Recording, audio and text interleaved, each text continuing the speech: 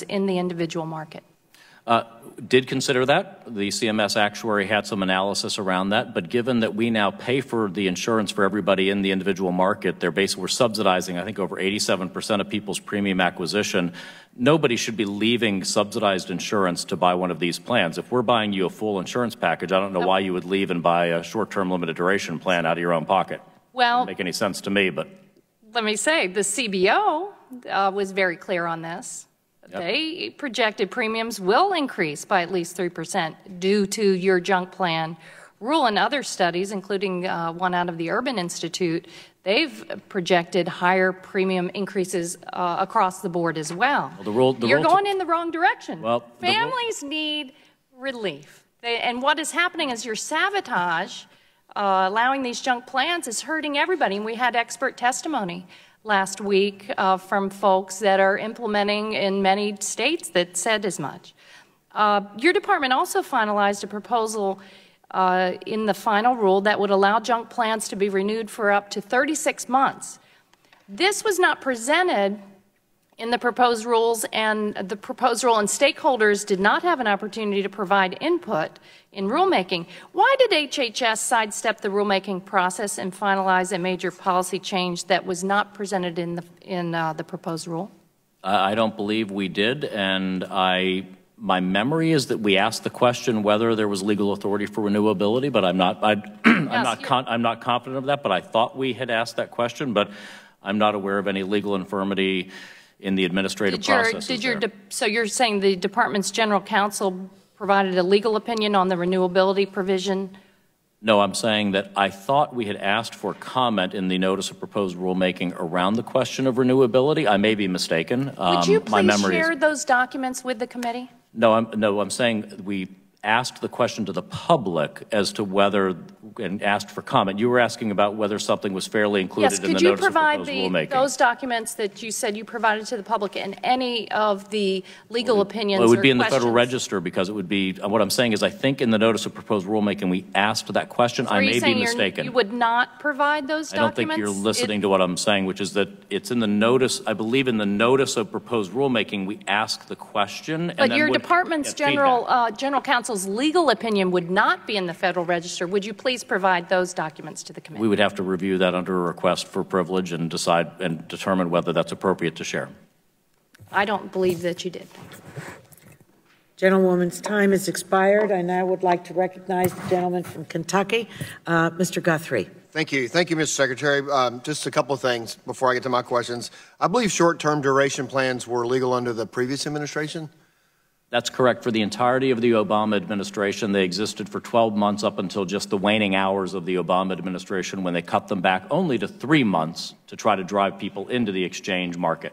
All right, thanks. I want to also, we're talking about per capita caps, and I worked on this in the previous Congress, and I remember having a letter, and it was entered in the record when we had a hearing, but that each member, Democrat member of the Senate who had been serving at the time, who was serving in the 1990s, I think it was 96, signed a letter for per capita allotments through Medicaid and Medicaid, I'm sorry. And former committee chairman Henry Waxman in a 1996 congressional hearing said that federal government would maintain its commitment to sharing the cost of providing basic health care and long-term coverage to vulnerable Americans.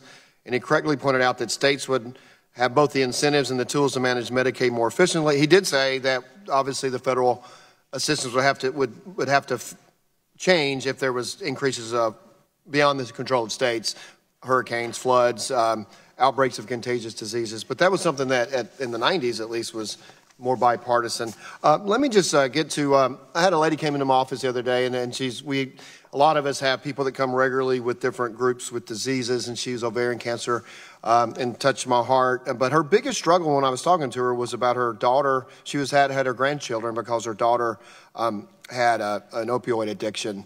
Everything she was going through, that was really on her heart and mind. And we talked about the opioid bill that we passed. I know that's supported in this budget. And I particularly had an area called Comprehensive Opioid Recovery Centers Act, which to give comprehensive coverage. It became Section 7121 of H.R. 6. And could you talk about that specific section, if you have that information, and the implementation of it moving forward, or just the overall implementation of H.R. 6 as well? I'm afraid I'd be happy to get back to you. I'm afraid I don't have details on that particular aspect of the implementation. We're obviously thankful to you and this committee and Congress for the Support Act and the tools that it provided us on the opioid epidemic.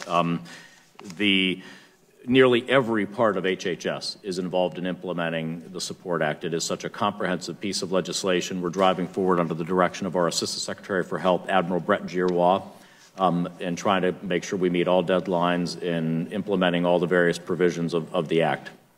Thank you very much. And also, I want to just kind of ask you this. The House Republicans strongly believe that it's important that we ensure protections for individuals with pre-existing conditions.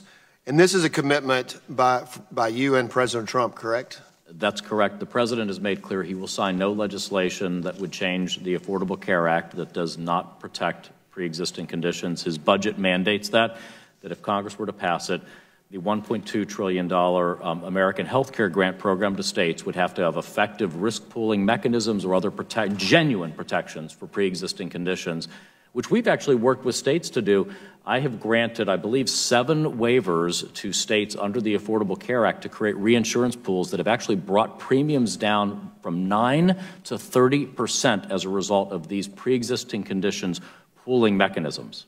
Thank you. And also, under the Obama administration, premiums in the individual market increased every year, but President Trump has enacted several deregulatory reforms and premiums have decreased. Is this true?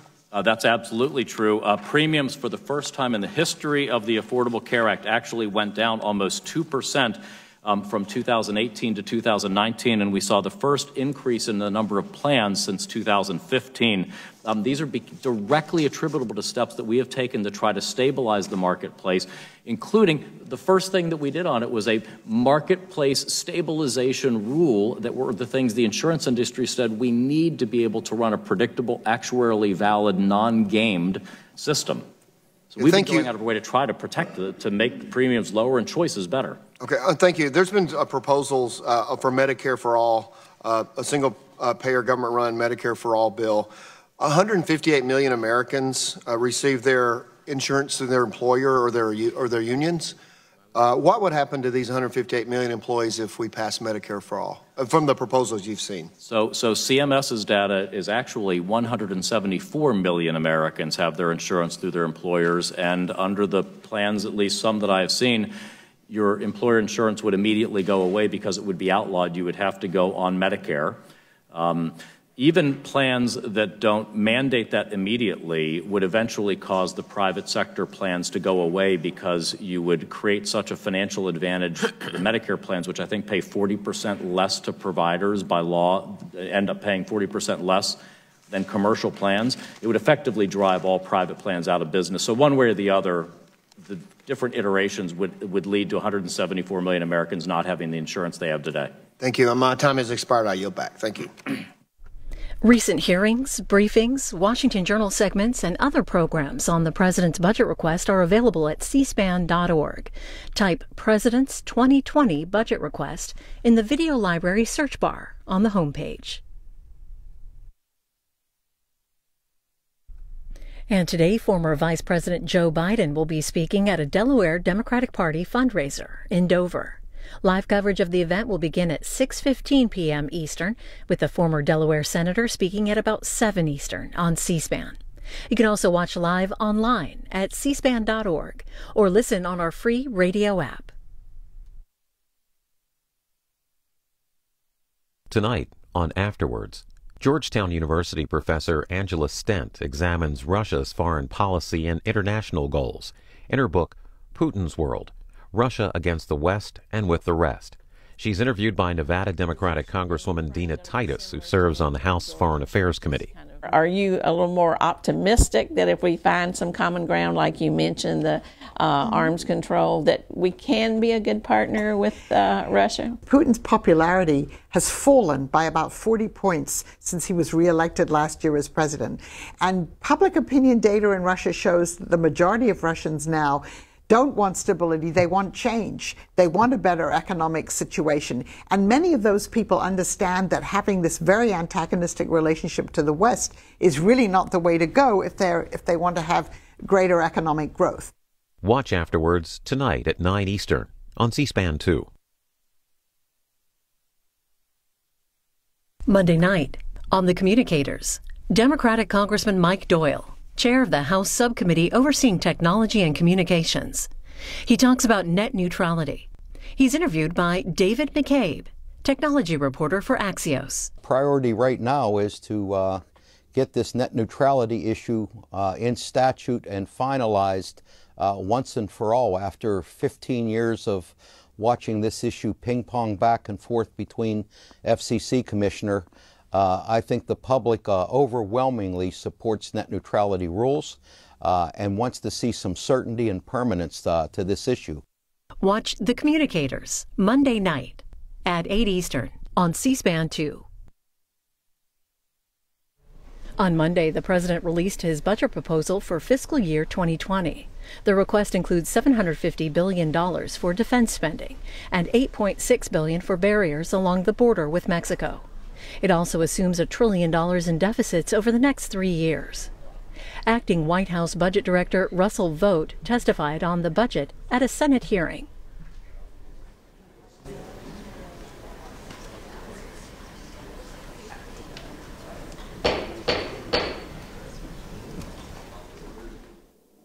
Call to order the Senate Budget Committee hearing on the President's fiscal year 2020 budget request. And note that Senator Brown is here and Senator Grassley is here and Senator Kramer. Senator Perdue was here early studying. So, but I know that Senator Brown and Senator Grassley have to go to a meeting at the White House now, so they'll be back for questions later. So, good morning and welcome to the hearing on the President's budget request for fiscal year 2020. I want to thank Russell Vought, the Acting Director of the Office of Management and Budget, for being here to discuss the White House's budget request. While we would normally receive the budget submission in early February, the government shutdown delayed this process. I've been an outspoken advocate for reforming the federal budget process and will continue to seek improvements. But this afternoon, we'll focus on the President's plan for putting our country on a more sustainable fiscal path. The President's annual budget proposal is the first step in the federal budget process. This submission provides the administration an opportunity to cast a vision for the future and provide important programmatic information to Congress and the American people. I call it a list of pretty good suggestions, or at least suggestions. Budgets reflect spending and revenue priorities. Our hearing this morning will allow us to consider how the President's budget's priorities align with the priorities of Congress. In nearly every hearing held by this committee, I shine a spotlight on our country's fiscal challenges. It's no secret the federal government spends more than it takes in and will soon produce annual deficits exceeding $1 trillion. That's the equivalent of $1,000 billion, a figure that's too large to truly comprehend. Rising deficits add up to rising debt, and debt as a percentage of the economy is expected to surge in the coming years. According to the Congressional Budget Office, debt held by the public is expected to reach $16.6 trillion later this year, or 78% of the gross domestic product. By 2029, this debt is projected to grow to $27.8 trillion, or 93% of GDP. Considering the 50-year average is 42% of GDP, we're clearly headed in an ominous direction. This problem did not arise overnight. For decades, we've known of the budget pressures we face as the baby boom generation aged. Autopilot spending, that's mandatory spending, now represents more than 2/3 of what the federal government spends each year and grows with programs that aren't even reauthorized. And with more efforts, there are always more efforts to make more items mandatory. In my opinion, nothing should be mandatory unless it has its own source of revenue sufficient for the years. The growth in mandatory spending means that a smaller share of federal expenditures goes to so-called discretionary spending, that's funded through the annual appropriations process and is made up of defense and non-defense programs that both sides of the aisle care about. Yes, 70% is mandatory and growing. Discretionary is borrowed money. We're in a credit card Congress. More and more, I've been hearing people claim that debt and deficits don't matter. This unconventional view is not only misguided, it's dangerous. Jerome Powell, chairman of the Federal Reserve, recently testified that the U.S. debt is growing at an unsustainable pace and that it would be a huge mistake to let that continue. Mr. Powell noted the idea that deficits don't matter is just wrong. That's a quote. Larry Summers, the Treasury Secretary under President Clinton and economic advisor under President Obama, noted that the theory behind the idea that deficits don't matter is being oversimplified and exaggerated by fringe economists who hold these ideas out as offering the proverbial free lunch. The ability of the government to spend more without imposing any burden on anyone. We also heard CBO disagree with this view in our last two hearings. Make no mistake, both sides share in the blame of the rising deficits and debt, and both sides must work together to address these issues. Just as these problems did not arise overnight, they're not likely to be solved overnight. That's why in the coming weeks, I'm hoping to put forward a budget resolution with a reasonable, achievable deficit reduction target as a first step in turning the tide of red ink. Ignoring the problem is not an option. I would ask that as colleagues review the President's budget and as we work together to craft a fiscal year 2020 budget resolution done by Congress, we are clear-headed about the challenges we face. Again, I thank our witness for being here, and I look forward to his testimony and to working with the administration and my colleagues to put our nation on a more sustainable path. Senator Sanders. Mr. Chairman, thank you very much for holding this hearing. Mr. Vogt, thank you very much for being with us today. Let me be as clear as I can be. This budget is an absolute disaster. It is an insult to the working families of this country, and I have to say, it really does expose Donald Trump for the fraud that he is. Over and over again, candidate Donald Trump, when he was looking for votes, promised the American people that he would be a different type of Republican. I think we all remember that rhetoric, that he would be a champion of the working class, that he would not cut Medicare or Medicaid or Social Security. I remember those speeches like it was yesterday. On May 7th, 2015, Mr. Trump tweeted, this is during the campaign, quote, "I was the first and only potential GOP candidate to state there will be no cuts to Social Security, Medicare, and Medicaid," end of quote. August 10th, 2015, another tweet from Mr. Trump, quote, "I will save Medicare, Medicaid, and Social Security without cuts. We have to do it. People have been paying in for years, and now many of these candidates want to cut it," end of quote. Donald Trump. That is what Mr. Trump said during the campaign, but now that he is president, the tune he is singing is very, very different. On page 32 of the briefing book of his budget, Donald Trump proposes cutting $1.5 trillion from Medicaid, $845 billion from Medicare, and $25 billion from Social Security. And Mr. Chairman, I ask unanimous consent to insert this page into the record. Without objection. Thank you. Mr. Chairman, let's just very briefly take a look at what these cuts do to the working families of this country at a time when millions and millions of families are struggling economically today. As I think most of us know, Medicaid pays for more than 2/3 of all of the nursing home care in our country, in addition, of course, to providing health care for millions of lower-income families. Question is, what happens to senior citizens in this country who are struggling with Alzheimer's and other serious illnesses who have their nursing home coverage paid for by Medicaid if that program is cut by $1.5 trillion? So you're a working-class family. Your mom is in a nursing home dealing with Alzheimer's, massive cuts to Medicaid. What happens to your mom? Or what happens to the ability of your family to take care of their basic needs now that you're going to have to pay an arm and a leg for nursing home care? But it's not just seniors. Today, Medicaid covers millions of children with special needs. We are the only major country on earth, embarrassingly, not to guarantee health care to all people as a right.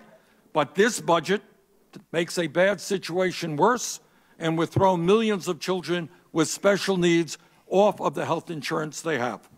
We have an opioid epidemic from one end of this country to the other. But when you slash Medicaid by $1.5 trillion, you make it infinitely harder for communities and states to deal with this terrible crisis. But it's not just Medicaid. In terms of Medicare, the Federation of American Hospitals tells us, and I quote, this is not me, this is the Federation of American Hospitals, the new White House budget imposes arbitrary and blunt Medicare cuts to hospitals who will care for the nation's most vulnerable. The impact on care for seniors would be devastating, end of quote. During the campaign, President Trump told the American people that he was going to provide, and I quote, health insurance for everybody with much lower deductibles, end of quote. That's what he said during the campaign. Let's talk about what he is doing now that he is president. President Trump's budget would end the Affordable Care Act and throw an estimated 32 million people off the health insurance they have right now. Now, how in God's name can you talk about being a friend of working people and then propose to throw tens of millions of people off the health insurance they have? And at the same time, this budget would substantially raise premiums for older Americans and allow states to eliminate or substantially weaken protections for pre-existing conditions like cancer, diabetes, or asthma. This is a budget which will make it harder for our children to get a decent education, harder for working families to get the health care they need, harder to protect the air that we breathe and the water that we drink, and harder for the elderly to live out their retirement years with dignity and respect. This is not a budget, as candidate Donald Trump talked about, that takes on the political establishment. That was his rhetoric during the campaign. This is a budget of the political establishment, of the 1%, of corporate America, of the wealthiest people in this country. This is a budget which practices the Robin Hood principle in reverse. It takes from the poor and working families and gives to the very wealthy. As a candidate, Donald Trump said he understood the pain that working families across the country were feeling. This is not a budget that candidate Donald Trump talked about that takes on the political establishment. This is a budget that does very much the opposite. Mr. President, you do not help working families when your budget would eliminate financial aid to more than 1.5 million low-income college students. I mean, it is really quite incredible to me that people could prepare a budget when hundreds of thousands of kids in this country cannot afford to go to college, when millions of people are struggling with student debt, and this budget makes it harder for young people to go to college. Mr. President, and I would say also that it is unacceptable to me, coming from a cold weather state, and I see some of my other colleagues here coming from cold weather states that would eliminate the LIHEAP program. Seniors in Vermont stay warm because of LIHEAP. This program, this budget eliminates that. But I should say that at a time when we're now spending more on the military than the next 10 countries combined, this budget would expand military spending by $861 billion. Now, for the working families of this country, for the middle class, this is a disastrous budget, but I must confess, there are some good things in it for the wealthiest people in this country. After passing a nearly $2 trillion tax break that mainly benefited the top 1% and large profitable corporations a little over a year ago, the Trump budget would provide another $1 trillion tax break that would, you guessed it, primarily benefit the wealthiest people in this country. Think about it. cuts to education, throwing millions of people off the health care that they have, cuts to programs that keep seniors warm in the wintertime. Again, more tax breaks for the wealthiest people in this country. Mr. Chairman, last year, Amazon, Netflix, General Motors, and IBM, all very profitable corporations, not only paid nothing in federal income taxes, they actually received a tax refund from the IRS. They don't need another tax break when families in this country are struggling to keep their heads above water economically. Mr. President, this is a budget that should be discarded immediately, and a serious budget should be put together that protects working families and not just the 1%. Thank you. Thank you, Senator Sanders, for your remarks. Our witness this afternoon is Acting OMB Director Russell Vogt.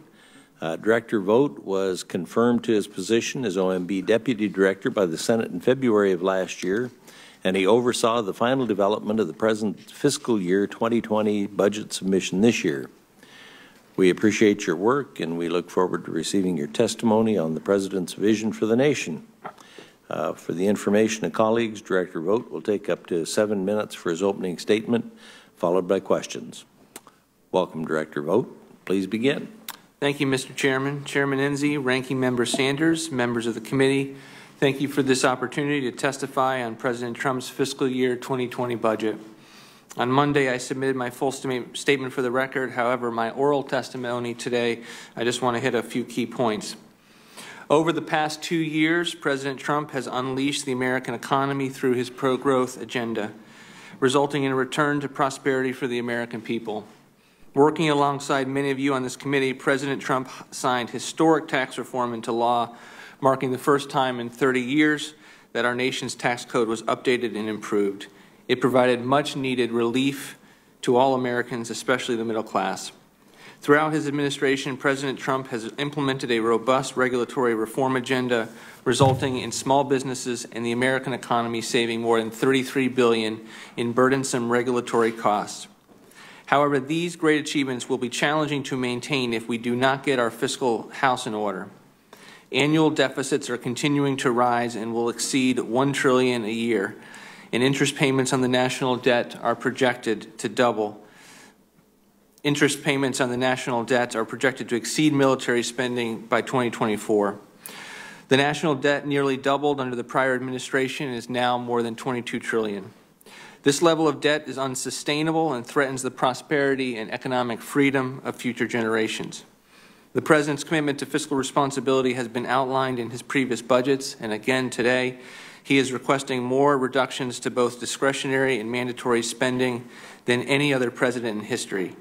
Yet each time this president has called for fiscal restraint and spending reform, he has been blatantly ignored. Instead, those opposing to decrease Washington spending have called for massive tax increases as a means to reduce the deficit. However, not only would this punish taxpayers, destroy jobs, and slow America's economic engine, but it also would ignore the reality of our current fiscal situation. Contrary to fearful predictions before the passage of tax reform, revenues are increasing and are in line with 50-year historic averages. The problem is not that Americans are taxed too little, it is that Washington spends too much. This budget is yet another fiscally responsible and common-sense spending plan from President Trump. I look forward to working with members of this committee and Congress and remain hopeful that we can prove to the American people that our government is capable of passing budgets and balancing the budget by prioritizing efficient and effective spending. Thank you for your time. I look forward to hearing your questions. Thank you. Now we'll turn to questions. Let me take a moment to explain the process for all the committee members before we start. Each member will have 5 minutes for questions, beginning with myself and then somebody. Following that, we'll alternate questions between the Republicans and the minority. All members who were in attendance when the hearing started will be recognized in order of seniority. For those who arrived after the hearing began, you're on a list in order of arrival. If it's your turn on the list to be recognized but you're not available, we'll move on to the bottom of the list and turn to the next senator on the list to ask questions. With that, I have a few questions.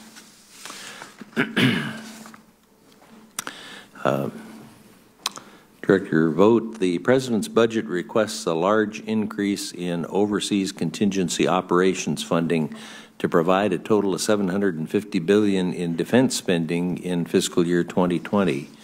Can you walk us through the thought process on this approach and what seems to change in the administration's position on use of the overseas contingency operation designation to the fund-based requirements?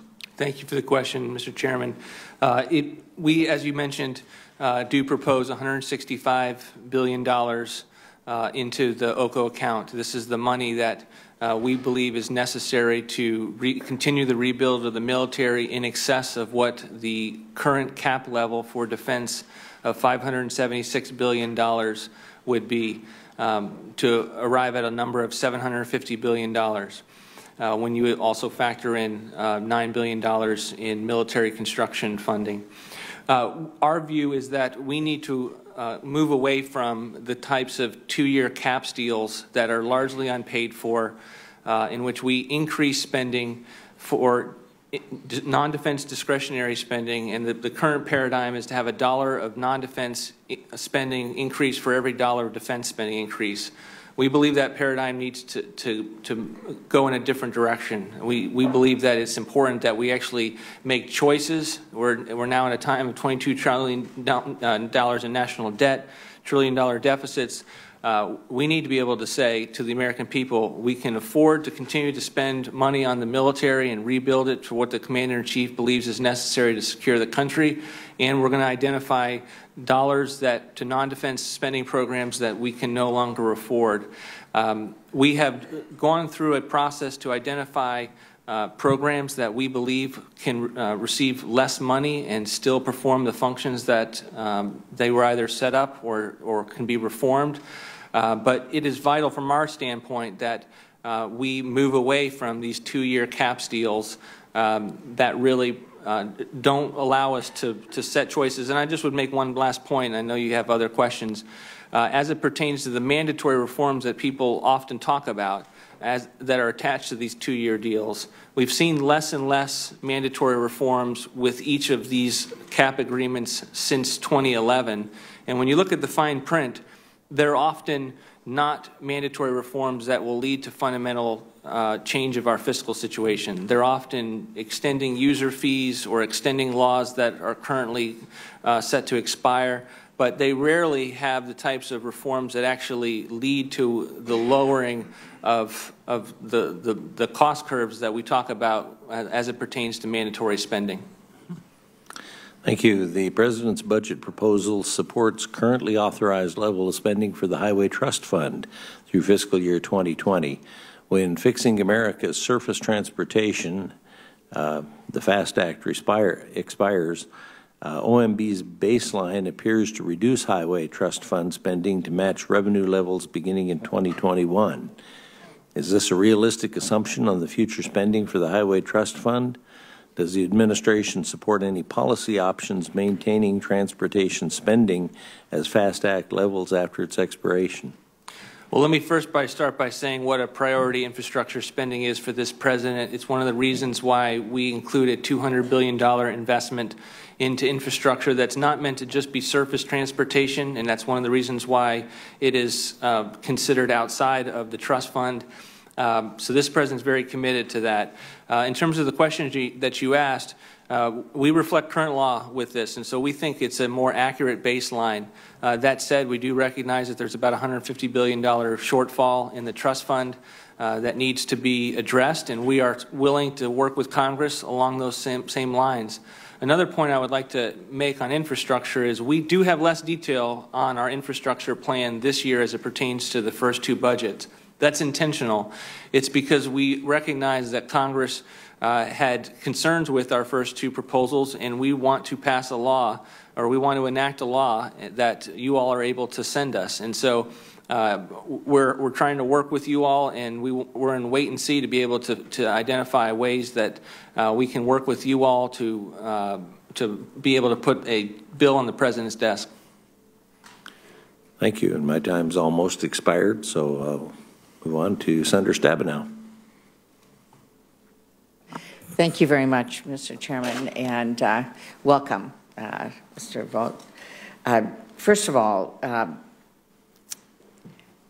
we have a maternal and infant health crisis in this country.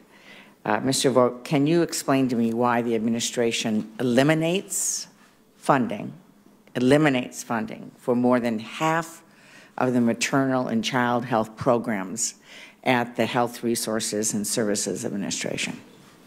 We believe that we put forward a top line at Health and Human Services that will be able to fund the programs that we think work, that we can, with a good faith effort, say are putting resources where they can do the most good. Okay, let me start just in the interest of time. So we have 7 programs zeroed out. Could you name those? I don't know which programs you're specifically referring to, but I'd be happy to comment. Sickle cell demonstration program, autism and other developmental disorders, heritable disorders, universal newborn hearing screening, emergency medical services for children, pediatric mental health care access grants, screenings and treatment for maternal depression. This category, 7 programs, has a subtotal of $144 million. And I'm wondering, do you know where the U.S. stands in infant mortality rates among the top 35 wealthiest countries? I don't have that fact in front of me. 32. 32. Only Mexico, Turkey, and Chile are worse than the United States of America. And you're proposing to cut more than half of the maternal and child health programs when we have a crisis for moms and babies. We're also one of only 13 countries in the world where the rate of maternal mortality is worse than it was 25 years ago. Is that acceptable? One of the things that we find unacceptable, Senator, is the fact that with $1 trillion deficit and $22 trillion in debt, that when it comes to identifying programs that we believe we can look and move away from. You're not seriously saying that money is more important than the lives of babies and moms? Is that what I'm telling you? That's what you're telling me, that screening, treatment for maternal care, pediatric mental health care, autism, so that these things are less important in your eyes than, frankly, the Republican tax cut that passed last year that really created the deficit. I'm saying that when we look at budgets and when we try to identify which programs work and we eliminate programs, it's done because we don't think that they're effective. So you believe these programs are not effective. I would like a follow-up from you, an analysis on each of these 7 programs and what is not effective. Let me go on, because it's even worse when you look at the president's Medicaid cuts. $1.5 trillion, $1.5 trillion, that's a lot of zeros. And I'm wondering if you're aware that Medicaid covers nearly half of all the births in our country. I am aware of that. Okay. These cuts would be catastrophic, and to top it off, the budget doubles down on harmful policies to expand junk insurance plans and take away coverage for pre-existing conditions by eliminating the Affordable Care Act. And I just want to note that prior to the Affordable Care Act, 3 out of 4 health plans in the non-group insurance plan didn't cover delivery and inpatient maternity care. I fought very hard and got that included as a member of the Finance Committee. And so now it is covered until recently with the new junk plans where none of them cover maternity care. So talk about a double whammy on moms and babies at a time when we are 32nd among the wealthiest countries in the world, and we have this outrageous budget in front of us. So the administration may claim to care about women and children's health. There's no way, obviously, that that is true. So let me just say also that with the time left, Mr. Chairman, I'm not even sure where to go with Medicare cuts, Medicaid cuts. what you're doing to our Great Lakes, which is 90% of the country's fresh water, eliminating 90% of the support for that. When I look at agriculture, when we just passed a farm bill with the largest bipartisan vote in the history of the country, it was a great bipartisan effort, and your budget cuts 31% of the agriculture programs, the rural development for small towns and food programs, in addition to 15% of the USDA budget to implement programs. I don't even know where to begin with all of this. I would suggest that we throw it out the window, Mr. Chairman. Thank you very much. Would you like a chance to respond? Yeah, just briefly. I just want to say that we do not cut Medicaid in this budget. We do not cut Medicare in this budget. Please. Please, I mean, I'm happy to walk you through the numbers, Senator. You're happy to walk. There is I know that you think there's $1.4 trillion in Medicaid reductions. We then provide money in the form of state health block grants as consistent with the Graham-Cassidy approach to repealing and replacing Medicare. Right. That leads to only 271 savings in Medicaid and the state health care block grant. Those two line items will continue to increase each and every year. And as a result, we're not cutting Medicaid or those programs. We think that we're actually reforming it to be able to address the populations that Medicaid was founded. You are putting block grants in place that are not required to even be used on health care. So we have a bigger debate. Thank you, Mr. Chairman. Senator Perdue. You know, I find this really interesting. You know, in 2000, let's just talk about the realities here instead of the emotion. In 2000, this government had $6 trillion of debt. At the end of President Bush's 8 years, we had $10 trillion of debt. At the end of 2016, we know what doesn't work because we had 8 years of the lowest economic output in U.S. history. We added more debt as a government than all prior presidents before. We doubled the debt in 8 years. And now we want to hide behind that the tax bill that made our corporations more competitive with the rest of the world, created 5 million jobs over the last 2 years, eliminated this outrageous, and the only country in the world that still had a repatriation tax to free up some $2 or $3 trillion to get back and invest in American manufacturing again.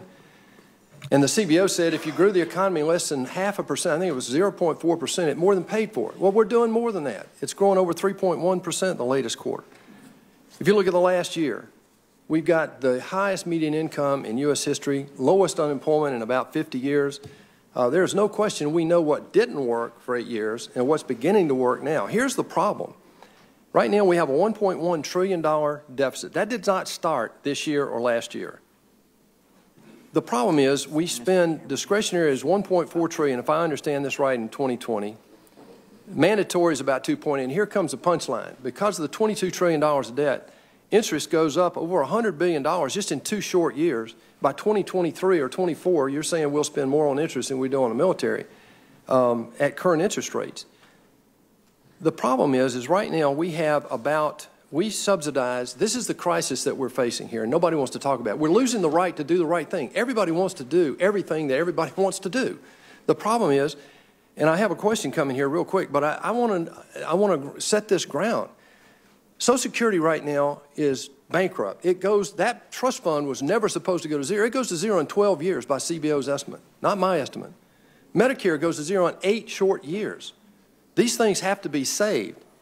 Medicare right now, Medicaid, we're paying that out right now at the level of $400 billion a year. So right now we've got a $1 trillion issue right there that can be solved. Both sides have solutions on it. I think there are compromises that can be do that. My question here is, given the reality that discretionary spending is lower now than it was in 2009, and it's actually where it was back in the 60s, and that discretionary spending as a percentage of GDP has been declining for the last 50 years, except for a few blips. We know the problem over the next 20 years is all in mandatory. Is this budget that we're looking at a first step toward a long-term plan of dealing with something that neither side has wanted to deal with here for the last 20 years? And that's the explosive crisis in the fact that Social Security and Medicare those trust funds are going to go to zero. At that point, I'd like to see people on both sides of the aisle talk about how they're going to explain to their constituents they can't pay out the benefits that we've been promising them for the last 100 years. Would you address the long-term implications of how this budget addresses that Sure. long-term issue? As it pertains to mandatory spending, which is the spending that's on autopilot each year, this budget proposes more mandatory spending savings reductions than any president's budget in history, other than the first two presidents' budgets of this administration. So we believe that for those, including this administration, that recognizes the problems with the escalating cost on the mandatory side, we believe this budget is a very good faith effort, quite frankly a historic effort, to address those concerns. Our Medicare reforms push out the trust fund expiration date by 8 years. Again, there's no... Can you say that again? Our Medicare reforms in here that provide savings to lower seniors' drug pricing costs and attempts to make other program integrity reforms, they push out the expiration date of the Medicare Trust Fund by 8 years. That means the trust fund, you've extended by 8 years the crisis that I just mentioned. Correct. To your knowledge, did any budget presented by President Obama attempt to do that? I don't recall what his expiration dates were. He did include many of the same mandatory reforms as it pertains to Medicare that is causing concern on this side of the aisle. Yes. Thank you, Mr. Chairman.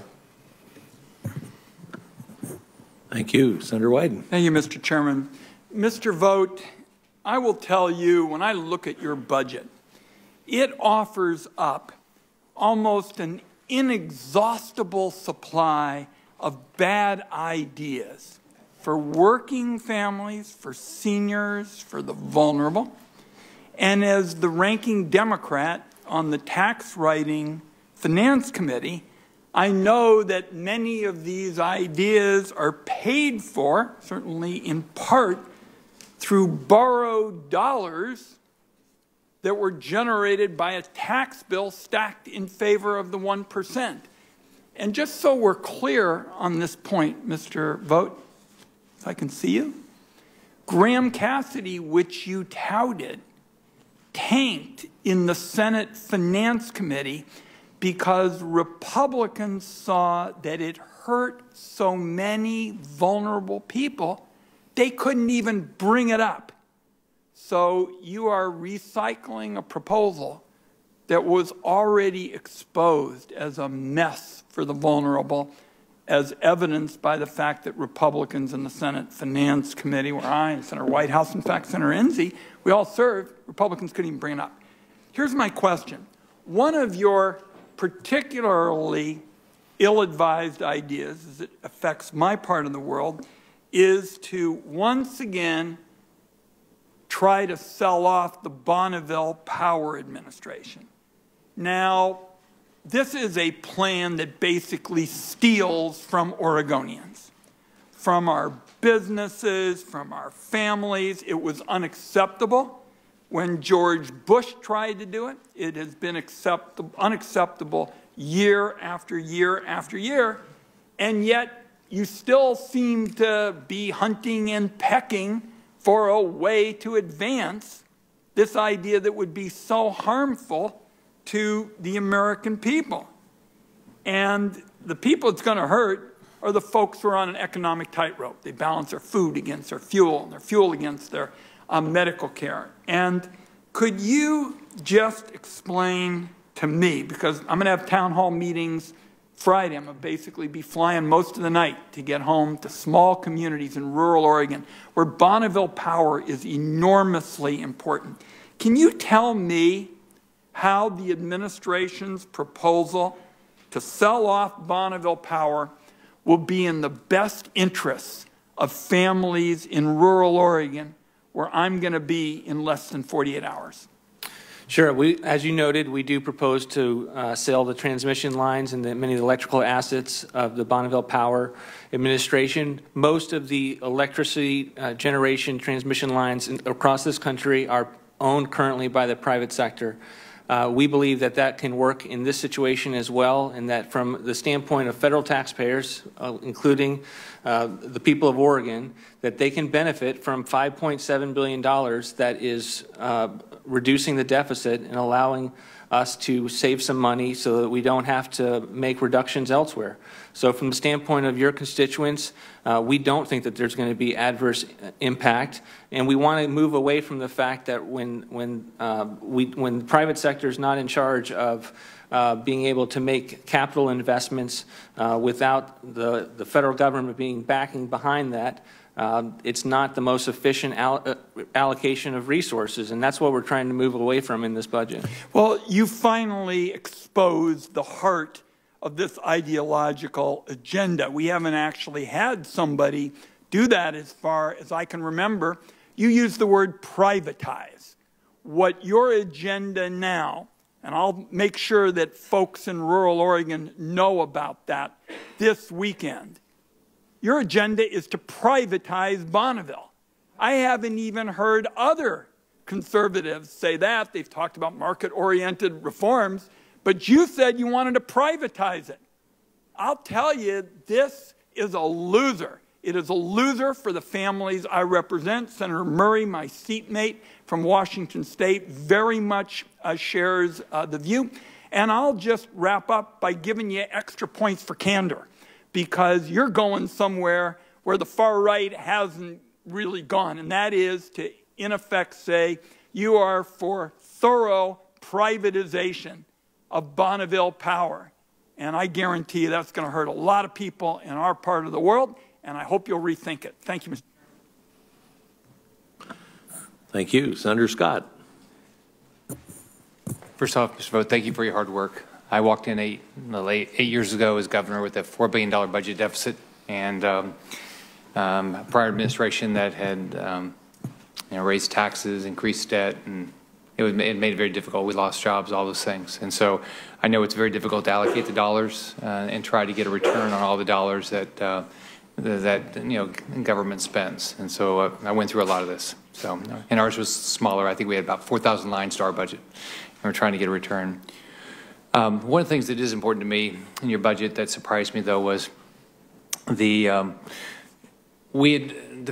dike at Lake Okeechobee, the federal project. It's I had to put up state money, even though it was a federal project, to try to push along to get it done. It's causing algae blooms when the water's discharged to the Caloosahatchee or the Indian River Lagoon, and we worked with Congress and President Trump to get the funding last year to finish the dike by 2022. What we've been spending minimum is over $200 million on Everglades restoration, and Senator Rubio and others and I had requested $200 million this year. The federal government, going back 25 or 30 years ago, committed to be a partner with us in Everglades restoration. They've not been. They're about $2 billion behind us. But in this one, rather than $200 million, you did the South Florida economic restoration at $63 million. Can you just explain why and the thought process, and if there's an opportunity to, if you guys have looked at it since then, and your position is going to change? Thank you for the question, Senator. As it pertains to the Army Corps and the Everglades restoration, it's certainly a priority of this administration. If you look at our budget, the amount that we provide for that important work is the most that we provide for any ecosystem project in the country. We think it reflects well on what we think about that project. We're also cognizant that Florida has received $1.6 billion when you add up all the disaster money that's in the circulation as well. We set a top line for Army Corps that caused us to make trade-offs. We have some overall concerns with the pace of work at Army Corps, and we want to be able to ensure that they work on the stuff that's already in the projects that are already in the pipeline.